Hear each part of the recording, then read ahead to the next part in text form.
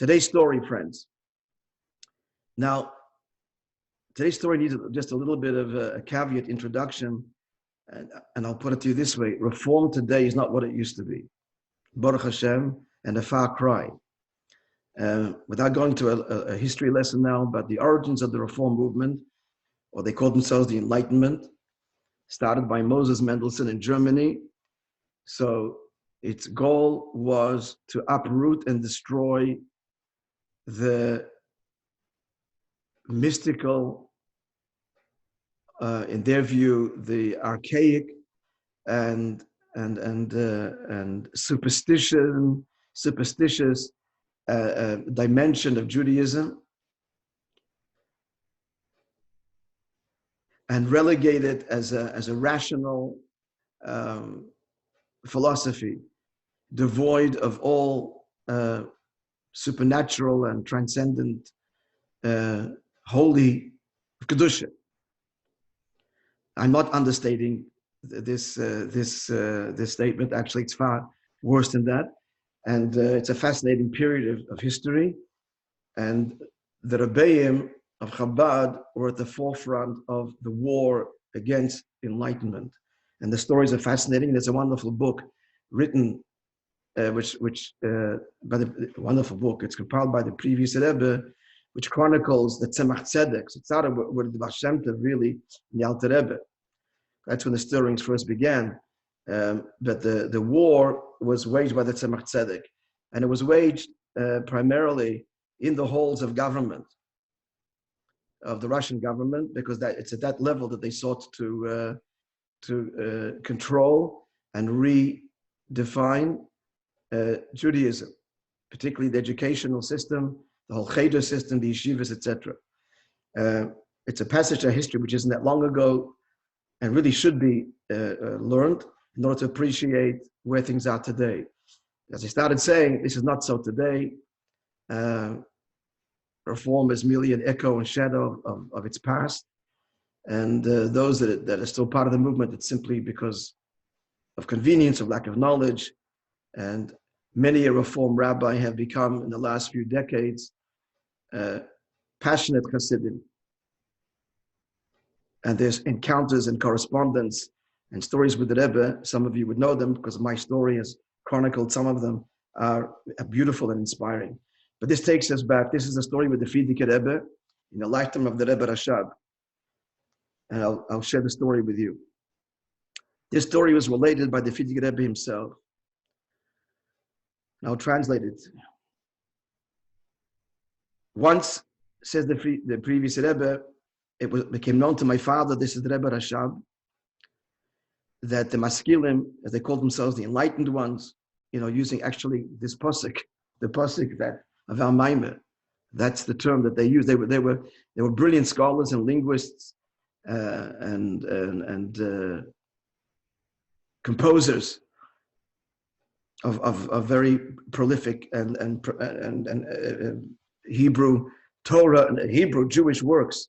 They call themselves Maskilim, the enlightened ones. So my father, it became known to my father that they were planning to present to the government a very elaborate accusation against orthodoxy.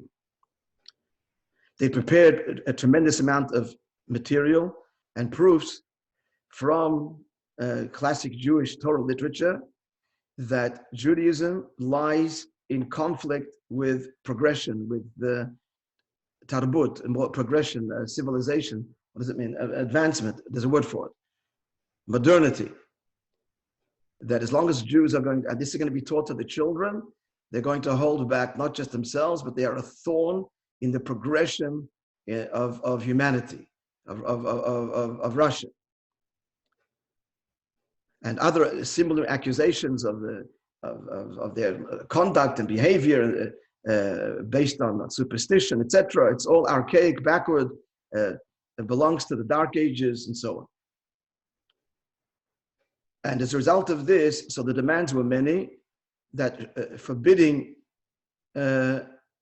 study and practice, and they particularly targeted the study of Kabbalah, of Jewish mysticism, of Chassidus. Now, one of the heads of the Reform movement, his name was, in Hebrew, it sounds like Karfus, Kuf Resh Pei Samach. And he actually was the Russian government appointed Jews, they were called Rabbonim Bitam. The Russian government appointed their people, their Jews that they wanted to appoint as rabbis of large cities. And there was a terrible conflict between these rabbis appointed by puppet rabbis, appointed by the Russian government, and the authentic Rav. So this fellow, obviously was a big scholar, and he was the Rav of one of Russia's largest cities, Odessa. And he was the one, as after much tremendous labor, had all of these papers, this entire, all this material, and he had traveled to Petersburg in order to present this to the government. This became known to my father. So all of this, the Rebbe Rashab known, he called me in. That's the Frierdiker Rebbe, and said to him, now the story switches to the third person, so I'll read it that way. He said to him, to the Frierdiker Rebbe, go to Petersburg and see to it to nullify this entire attempt. And since all of this had to be done, said the previous Rebbe, completely under the cloak of secrecy, therefore I took with me my wife, and we said we're going there to visit a doctor. You know, why is the Frierdiker Rebbe going to Odessa to arouse a suspicion? Going to St. Petersburg, so we're going to visit a doctor. So we came to St. Petersburg, so we were there for 2 days, and I tried with all of my strength to affect to stop it, but I could do nothing. I sent a telegram back to Lubavitch, to my father, informing him of my inability to change anything, and I got a telegram in return. Nonetheless, I should exert myself further and try to negate this. A few days passed, and all of my efforts bore no fruit, were in vain. I bought a ticket and by train and traveled back to my father to tell him myself that all of my efforts have ended up in naught.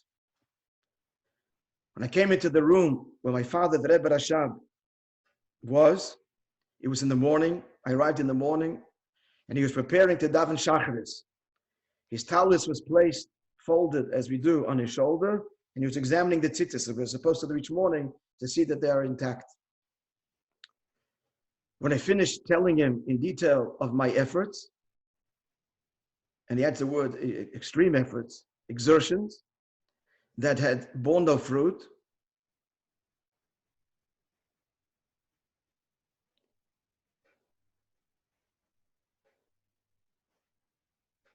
which is why I had to return. So my father said to me, once the Alter Rebbe sent his son, the Mittel Rebbe, on a shlichus, a particular shlichus, and he was unable to bring it about. And he returned to his father, the Alter Rebbe, and said to him that he can't do anything about the shlichus. At the time when he came back to report this to his father, the Mittel Rebbe, when the Mittel Rebbe came to report this to his father, the Alter Rebbe was standing there with his tallis on his shoulders and examining his tzitzis. And the Alter Rebbe said to his son, the Mittel Rebbe, you see, this is a tallis. And the tallis is an inyan makif. Makif means it's a surrounding light. And he's quoting from the Zohar, makif misambes einach etzonim. And a surrounding light blinds the eyes of the extraneous forces, klippe.